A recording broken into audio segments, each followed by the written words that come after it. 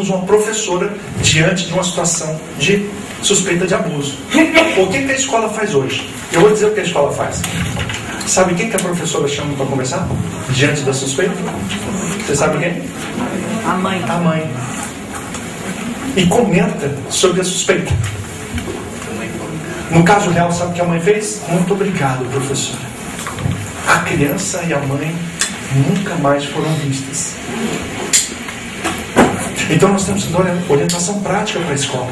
Não revelar suspeita para as mães e para os pais. Até que você saiba qual o papel dessa mãe e desse pai. Pode chamar a mãe para conversar? Pode, mas não revela a suspeita. Segundo, eu vou só comentar esses dois, mas tem vários. Segundo...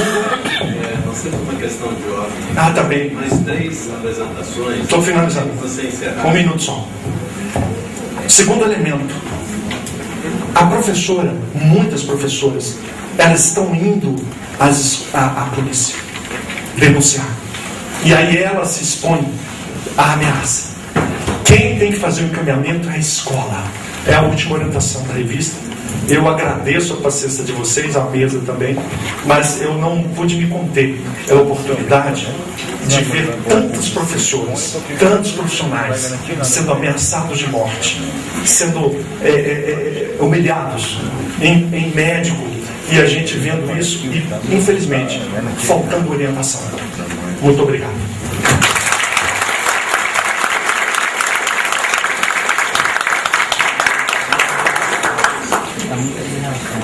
Anunciamos a palavra da senhora Márcia Mamed, secretária executiva da Rede Nacional pela Primeira Infância, que abordará o tema: a importância da primeira infância na construção da cidadania. Da apresentação que ele acabou de fazer, que é um pouco diferente da que eu cheguei quando senti aqui, quando eu senti quando cheguei aqui, porque eu me deparei com crianças, e crianças cantando. E é muito bom a gente vir falar de criança, da defesa de criança, encontrando crianças. E falo após uma fala que reforça que a gente tem realmente que defender as crianças. Eu só queria falar que eu não sou secretária da Rede Nacional Primeira Infância, eu vim pela Secretaria Nacional da Rede Nacional Primeira Infância. Essa rede é uma articulação nacional de organizações da sociedade civil, do governo, multilaterais e também empresariais. E ela tem o objetivo de promover e defender os direitos das crianças até os 6 anos.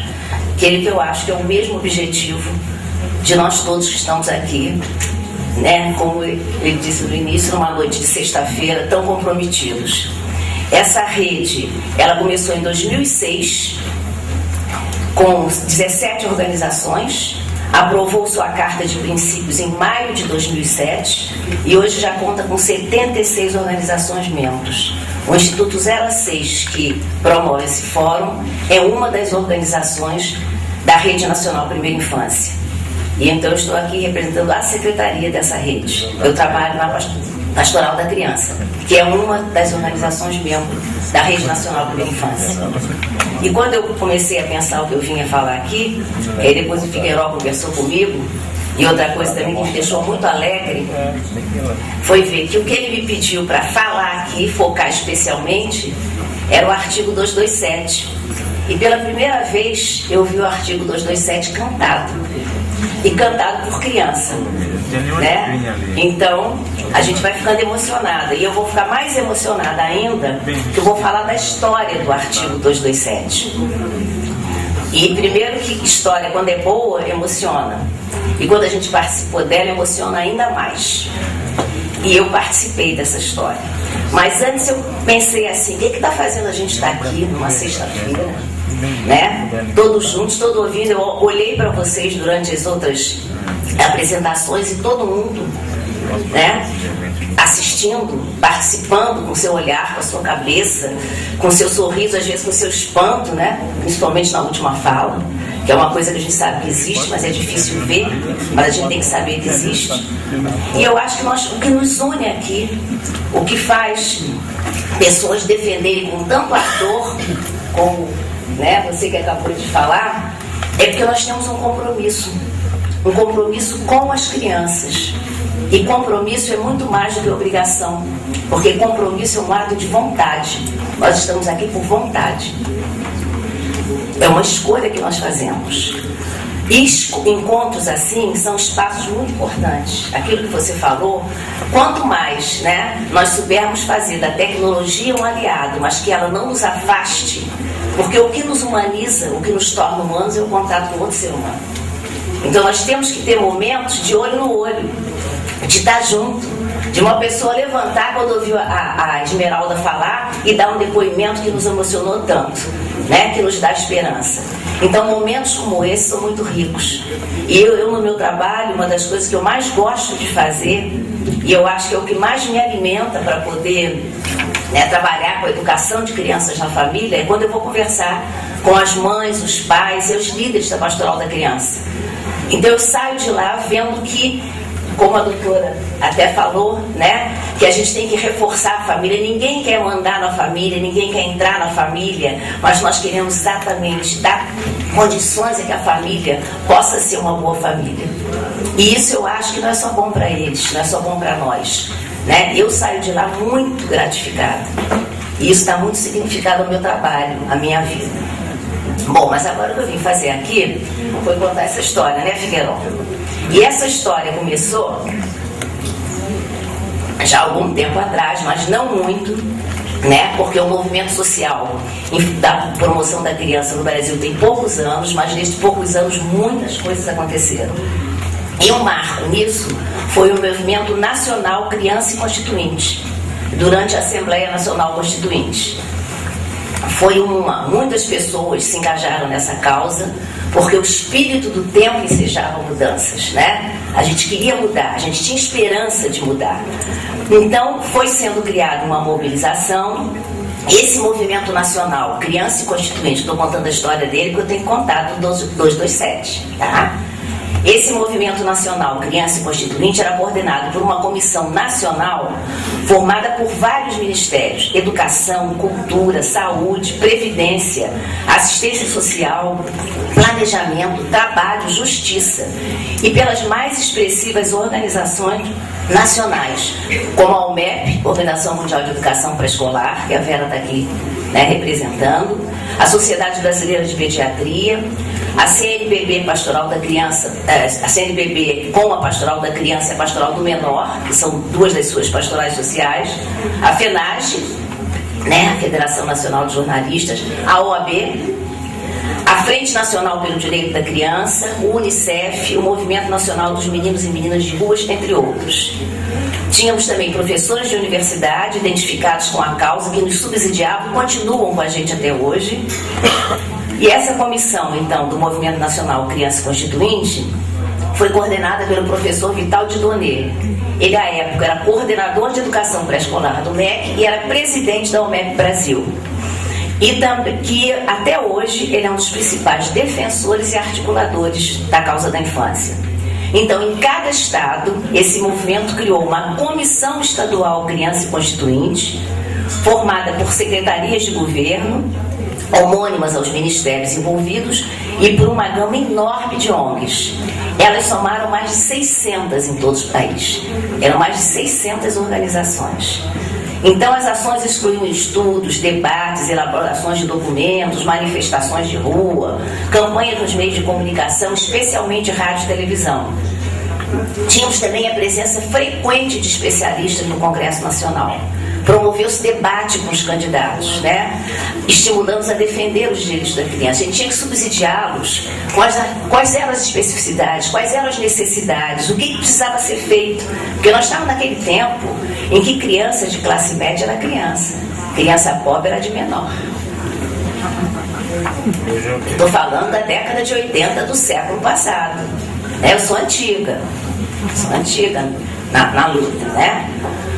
Então, merece, olha, uma coisa importantíssima aconteceu. Nós conseguimos um abaixo-assinado com 1.200.000 assinaturas, pedindo aos constituintes que incluíssem na Constituição os direitos da criança. Essas assinaturas foram colhidas por centenas de entidades, milhares de pessoas, inclusive crianças. Nós tínhamos crianças nas escolas colhendo assinatura, né? Então, o Movimento Nacional Criança Constituinte patrocinou uma emenda popular ao texto da nova Constituição. E essa emenda popular propunha a inclusão dos direitos da criança na Constituição, né? Ela foi defendida pelo professor Vital de Donê no plenário da Assembleia Nacional Constituinte com presença de crianças. Também como hoje a gente levou crianças, e levou em vários momentos. Porque se nós estamos defendendo criança, a criança tem que estar presente, né?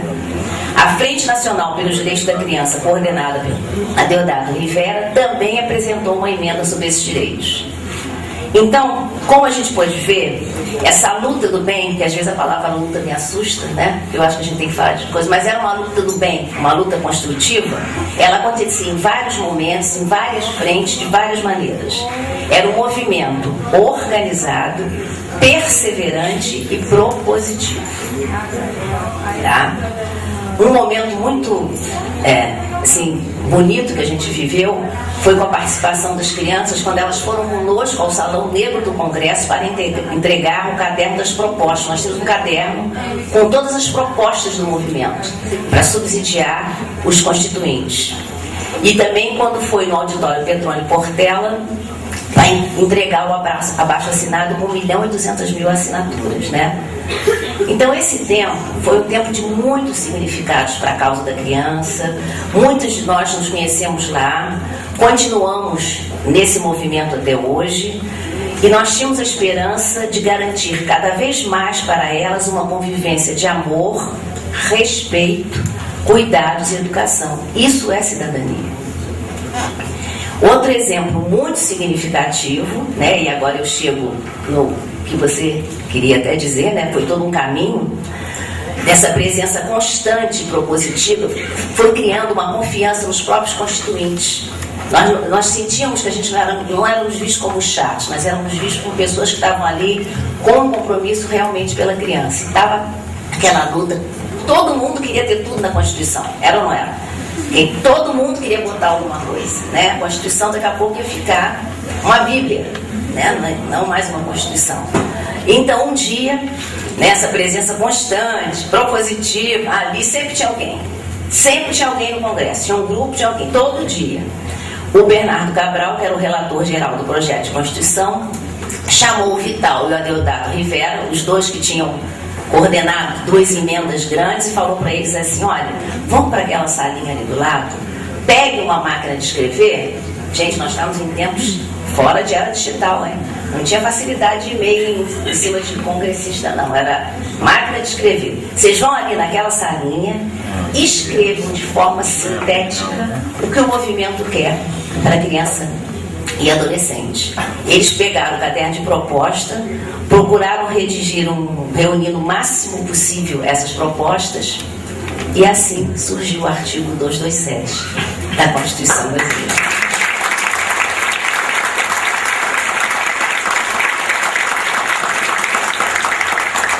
Então eu acho que esse sonho que a gente tinha, né, foi uma participação popular realmente consistente, uma mobilização nacional, e que o sonho da sociedade civil determinaram um outro olhar para a criança. Vocês não veem que hoje em dia a gente fala geralmente criança, a palavra menor cada vez ainda existe mais?